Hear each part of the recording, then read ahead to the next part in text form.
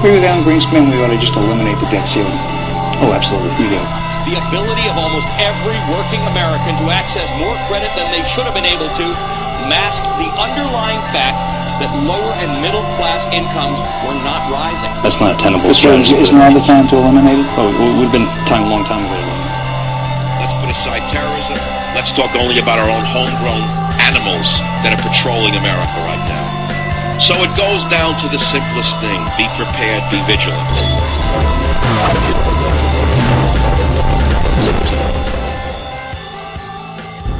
Good morning, good evening, good afternoon. Good beginning, good ending, good middle. Good high, good low, good rise, good fall. It's James Walton with I Am Liberty, and this morning I wake up with questions. I wake up with questions based on an article I read about preppers in the Midwest, really in the West, northwest of the country, populating areas in Idaho and surrounding states. And I look at my own show, I Am Liberty, which airs on PrepperBroadcasting.com and PrepperPodcast.com, as well as at my own website. And I can't help but wonder, does my questioning of God and my lack of over-the-top Christianity and religion hurt me in this niche? Right? In this zone where I call home mostly, right, where I gather a lot of my fans, a lot of my listening base, I do wonder what percentage of these preppers are the devout Christians that don't want to hear you say a single curse word and want you to quote from the Bible and do all these things that I do read from the Bible occasionally, but I follow nothing blindly, okay? And my question this morning is just that. Does that hurt me? Does that hurt me among my listening audience? Do they listen to the I Am Liberty show and they hear a skeptic, a borderline atheist at times? You see, I'm a man who analyzes and overanalyzes, especially when it comes to the social, especially when it comes to the spiritual. With anything that I doubt, I seek out and I search and I look for explanation. And I mean, when it comes to God, here's the thing we do know through history. Gods are dangerous. Right?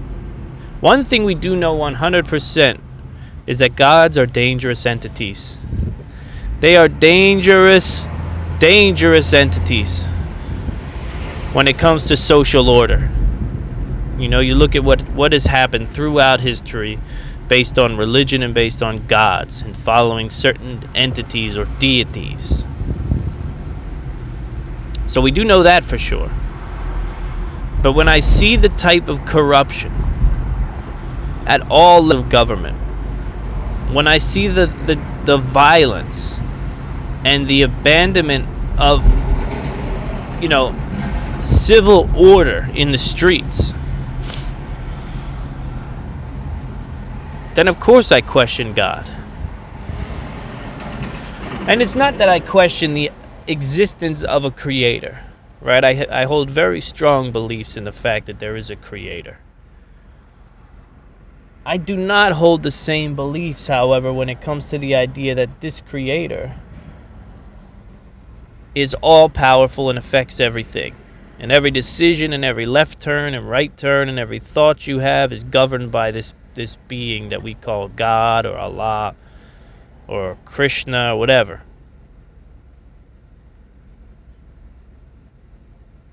I can't follow it. I can't follow that the guy who jumped in the car and smashed in the face of the mother and raped her in front of her 2 kids is his thought process was governed by a god of some kind. I just can't imagine.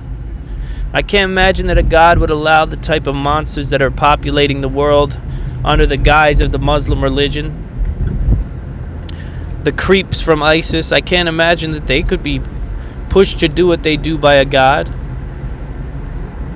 Right? What would be the benefit of God maneuvering the world in such a way? So yes, it's foolish in my mind to follow every whim and every word of the Bible. Some of it is silly. But I look at the base.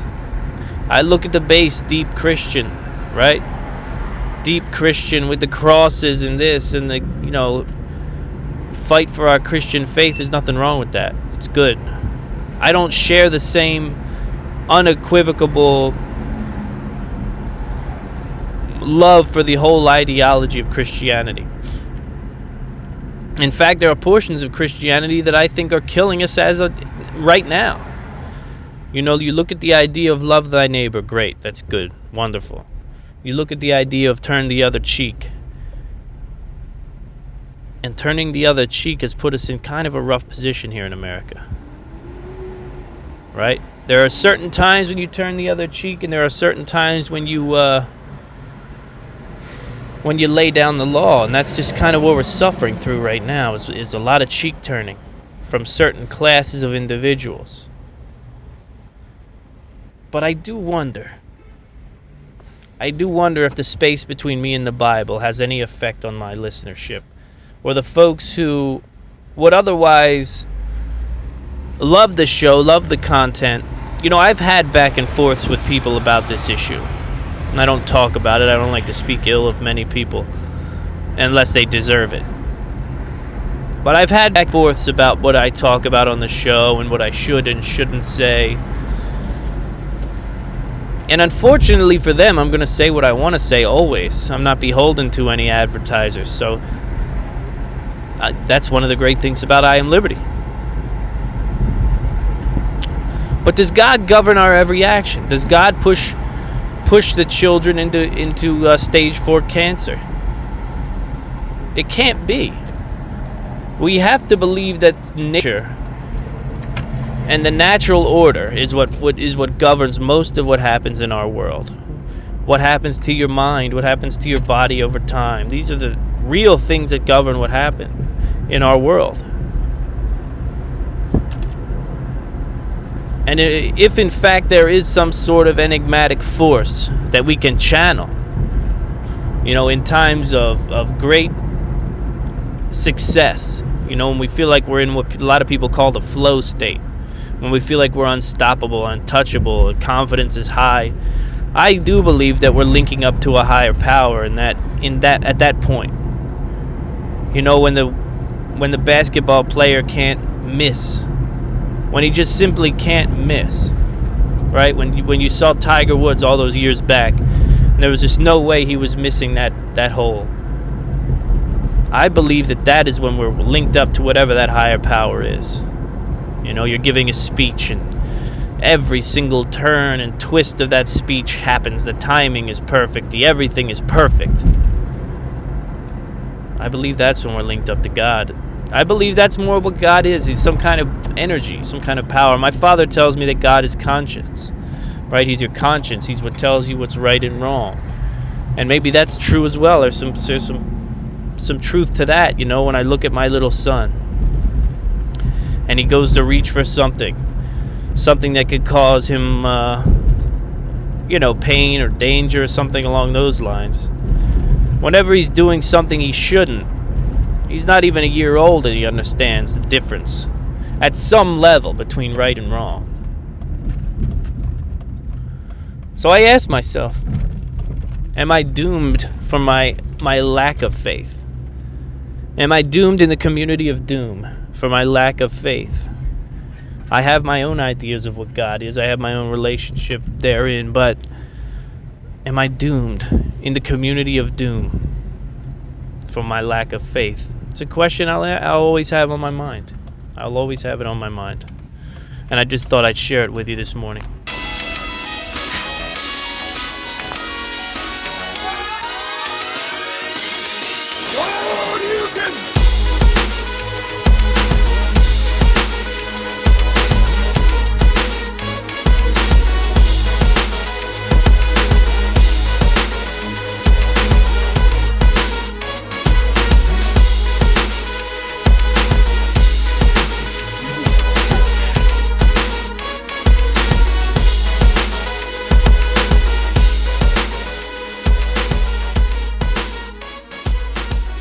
But we've got winners, man. We do have winners. We do have winners. We've got winners to talk about from the I Am Liberty Survive the Bugout Challenge, and that's big news.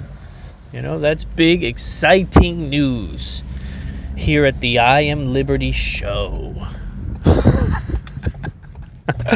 I'm a little giddy, man. I got Dr. Ralph LaGuardia on tonight to talk about the Zika virus on the live show at prepperbroadcasting.com. I don't know when I'm going to post this thing, but it's Wednesday, and Wednesday night, 9 Eastern Standard Time is the live broadcast of I Am Liberty Show, which if you're only catching me on Stitcher and iTunes and all that thing, you really should set aside some time, turn off the terrible network television, come to prepperbroadcasting.com, 9 p.m. Eastern Standard Time, and listen to the I Am Liberty Show live. You can call in. The number's 347-202-0228, and you can join a live chat room, which is sparsely filled at times. Sometimes we have some good following in there. And you could be a part of the show, right? I take a lot of content from the chat room. I definitely do, because they usually bring a really cool angle to what I'm talking about. So don't just I Am Liberty on the Stitcher and on the iTunes and on the phone. You can get more involved if you listen to the live show, which is now on Wednesdays. I used to rule the roost on Fridays for few years, many years, maybe 3 years. I was live on Friday nights, and I got bumped to Wednesdays. It was actually a request of my own, but moved to Wednesdays, and now that's where I lie. But we've got winners, and I want to announce the winner here for the I Am Liberty Survive the Bugout Challenge. Many of you may know the man. He is referred to as Pappy Cannoli. Pappy Cannoli took the I Am Liberty Survive the Bugout Challenge to a whole nother level, and he did so in several ways. So I guess to best describe what it took to win the challenge, you must first understand the challenge. The challenge itself was pretty cool. There was a small backstory to the reason why you were bugging out. I'm not going to go into that. If you were part of the challenge, I hope you enjoyed it. Let's just say there was a new branch of government created that radically changed the way the police force operated on a federal level. And that didn't go as planned. That didn't go quite as planned, and things got a little haywire. So that was the onus for bugging out. Now, once you arrived at your location, there were several challenges that had to be, or several missions, right? Day missions, night missions that had to be handled. One of the first ones was setting up a perimeter. We wanted to see someone execute a Dakota-style fire, an underground fire, basically, that showed very little presence. We wanted to have them seek out a source of water and sanitize it, make it drinkable, potable, whatever you want to call it. For the following day, we wanted to enact an injury, and we wanted to seek out a medicinal herb, something like a plantain would have been fine. Something we could smash up into a poultice and wrap around that injury. Right now, there are several herbs out there, and I think it's time that I do a show on wild edibles and medicinal herbs. I have not done one in a while, very long time, so it's probably time that we sit down and do that. Talk about what's right outside that can help heal wounds faster, make them safer, make them cleaner. We were also tasked with finding the tracks of certain animals. Well, not certain animals, but I wanted the participants to go out there and find the tracks of animals, in the idea that if we were stuck out there for some time, we'd have to live there for a while. We'd have to turn our sights to some sort of procurement of protein, whether that be through fishing or hunting. Now, all that said, what Mr. Pappy Cannoli did was really unbelievable. And the reason that is because we had an opportunity. Of course, you could have taken whoever you wanted. You could take whoever it is you wanted, no big deal. He decided to take his grandson, and there is something in me that really appreciates that next generation training. that's going on there. So not only did he complete the challenges, he also did it primarily with the aid of his grandson, and I'm sure that kid had a ball. They also shot some pellet gun. They also shot some air rifle, rather. They also shot some bow and arrow. And it was an astounding job. I got videos through Twitter the whole time this stuff was going down. Pappy, you did a great job, man. You really did a phenomenal job, and I am very impressed. We're going to get Pappy something really cool from Kershaw. If you have a request out there for something that you need in particular, let me know, Pappy. You know our communication lines are wide open. You're also going to receive a medal. You're also going to receive an engraved first place medal that you survived the I Am Liberty Bugout Challenge. Good job. Congratulations on that. And from there, we move on to our next physical challenge. And I am very excited, man. I am very excited. We're going to do a virtual race here at I Am Liberty, and there's going to be more on that to come. But if you want to get involved in a virtual race, I can tell you right now it's going to span 30 days in total, this race. And it's going to be a cumulative virtual race. And what we're doing is we're running 71 miles virtually through the Appalachian Trail.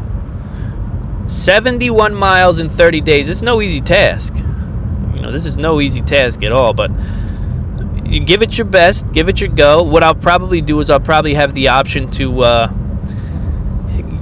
I'll probably put my PayPal information up there, and if you want to get a special medal for this race or something along those lines, a t-shirt, a medal, I'll probably put some links up there to stuff that you can purchase.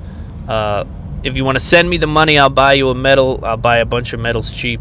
If you want a t-shirt, I'll design a t-shirt and we'll put it up with the race information on my website as well. But we're not going to launch the race just yet. It's coming. It'll probably kick off either mid-September or early October.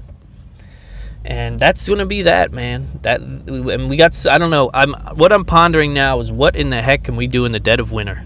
That's what I'm trying to figure out. I can't send people out on a bug out challenge in the dead of winter. I think someone would die, and that's scary. So I'll wrap my head around just what that means. What does winter mean? What can we do physically? What kind of a physical challenge can we do? Maybe it'll be a prep or fitness test or something along those lines. I don't know. But I want to keep this thing going, man. I like this. This turned out great. It really was an awesome situation. So congratulations to Pappy. And, yeah, keep your head up, folks, out there. I mean, you could be the next winner. It's very easy. It's very easy, and it's also a great test of your skills. It's also a great test of your skills. So yesterday I woke up, didn't have a whole lot to talk about, did a brief intro to the show, made it through the first day back to the real world, you know, and got inundated with the Hillary coughing and hacking and couldn't talk and blamed it on her allergies and all that type of thing. I don't know what to say about that stuff, man. I'm not big. I get politics itself is an interesting topic. What is not an interesting topic to me is Hillary Clinton at all. Nothing about Hillary Clinton is even remotely exciting to me. And even lesser is her duel with Donald Trump. I don't know. There's nothing there for me. There's not. Maybe it's because there's a certain part of me that thinks that they're almost the same entity. I mean, I look at a Donald Trump, and I look at a Hillary Clinton, and I see two very similar people who just took different paths in life. Right? I see two very similar individuals who took very different paths in life. You have Hillary, who went through politics, Donald, who went into business. Now, answer me this question. Answer me this question. Just think about it. If Donald had gone into politics, or if Hillary had gone into business, what would we be looking at? It would be pretty similar. I think the landscape would be pretty similar. Donald might be a little more conservative leaning. Not much more, I don't think. You know, and that's why they look the same. They sound the same. I don't know. I understand the inherent differences, and I appreciate it, and I know very much what I'll do at the ballot box because, you know, you've got to make a choice. And one choice just makes no sense. Now, to expound upon this, and 42% say Hillary, 45% say Trump, and this poll and that poll, that stuff, I can't get into it. But what I will say as sort of a prediction is that I think the people are going to go with Donald Trump, and he's going to be our next president. And what a crazy thing to say. What an amazing thing to say out loud, but that's the reality, I think, that we're going to face in November. And I think we're also going to face incredible riots that follow. And I've been saying this for months. That I think it'll be a very interesting thing to see. If Donald Trump becomes president without a peep, then we know where most people's vote went. We know they didn't want to vote for the lady who had the questionable health and the questionable background and the questionable ethics and the questionable morality. I mean, that's not an understatement when you talk about Hillary Clinton, right? To say that her health is questionable is not an understatement. To say that her ethics are questionable is not an understatement. To say that her morality is questionable is not an understatement. Is it? I mean, that's not an understatement. We know. Well, we don't have to get into the dirty and the nasty with Hillary. We know what the deal is, right? I think everybody's pretty much aware. And, you know, it only further damages the credibility of these media figures, these media faces. That's all they are, is faces. These media faces, it only further damages their credibility to see them so against Trump. You know, because in one hand, you can't be so against one unless you're for the other. And to say that you're for either of these candidates, all in all, is pretty frightening. You know, so to bash Trump and to say that Hillary's the savior, that's a terrifying thing. And the credibility of these media heads it's just going to dissolve even more. When you look at a situation like this, you realize that their credibility is just going to dissolve more and more as time goes on. And things like podcasts, things like the I Am Liberty show are going to raise to new heights. Why? Because there's nobody here to tell me what to do and not do. There never will be either. I don't think that this show's ever going to have advertisers. I don't know if I like the model. For two reasons. You know, not just my own selfish, I'm a big bad dude who wants to say what I want to say. But I don't know how much I like advertisers for several reasons. The first reason being, unless it really makes sense, how much value is the I Am Liberty show going to add to a business? How much pumping of businesses do we do here? I use WordPress, I use an Android phone, I drink kombucha. I mean, there's several brands, I guess, that we could tout on the show, or that could be attributed to me. But when it comes to ads, I've got a really ugly feeling when I go onto websites and they're covered up and down with ads and all banners and all these things. Plus, that's a thing of the past too, because people look at the internet on their phone now, and the phone negates a lot of the ad space. So I don't know. Advertising's not very alluring to me. There's many other ways to make money these days, and that might be the direction we go. Now, I posted a picture on my Facebook while we're talking about money and capitalism and the things that make the world turn. Whether you like it or not out there, socialists, communists, you know, whether you hate the free market or not, sorry, the truth is that's how things get done in the world. Okay, you look at America and you say, who's footing the bill, right? It's the people making the money. Unfortunately, it's a brutal truth, but it's a truth in and of itself. And I have a friend who's been pushing and pushing and pushing. I posted a photo of his partners and himself up there on I Am Liberty Show at Facebook, facebook.com/I Am Liberty Show. I don't use it very much, but I use it, okay? Sometimes I use it. I posted a picture of him up there because he is an entrepreneur. He is an American. He is a guy going after the American dream, which very much still exists, whether you want to believe it or not. Whether you want to believe it or not, the American dream is still out there. that golden nugget, it can still be chiseled from the bedrock, but you have to work at it. You have to understand that the whole world is against you.